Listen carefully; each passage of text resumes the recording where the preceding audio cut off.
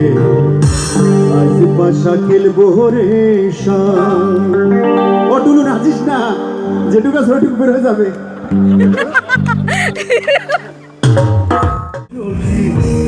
বন্ধুর মুখের হাসি যেন পূর্ণিমা শশী হাসিতে হইলাম পাগল ঘরে থাকতে।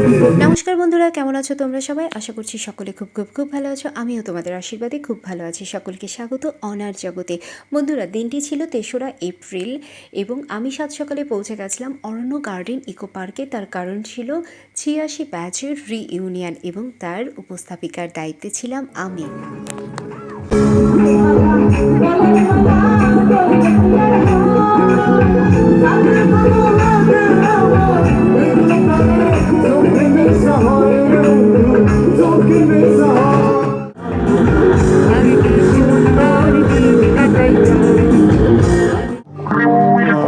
এখন আমার বয়স 29, আপনাদের বয়স বাড়লেও আমার বয়স ওখানে বাড়ে নাই।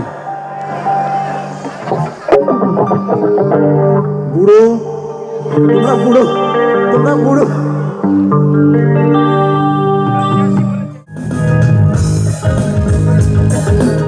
চোখের দৃষ্টি যেন মনের কবিতা। সময় মতো পৌঁছে গেছিলাম আর যথারীতি সেদিনকে খুবই কাজের চাপ ছিল। কাজের চাপের পাশাপাশি কিন্তু আমরা দুর্দান্ত মজা করেছিলাম, আমি এবং হিমাংশুদা। আর এই হচ্ছে আমাদের সোহাগ ভাই, প্রিয় সোহাগ ভাইয়ের একদম ভাইরাল একটি নাচ, দয়াল বাবা।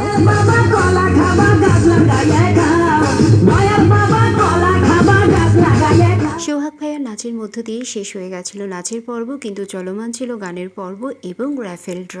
এত ব্যস্ততার মধ্যে যেটুকু পেরেছি তোমাদের সাথে তারই খণ্ড বিশেষ অংশগুলোই ভিডিওর মাধ্যমে তুলে ধরেছি। আশা করছি ভালো লেগেছে তোমাদের।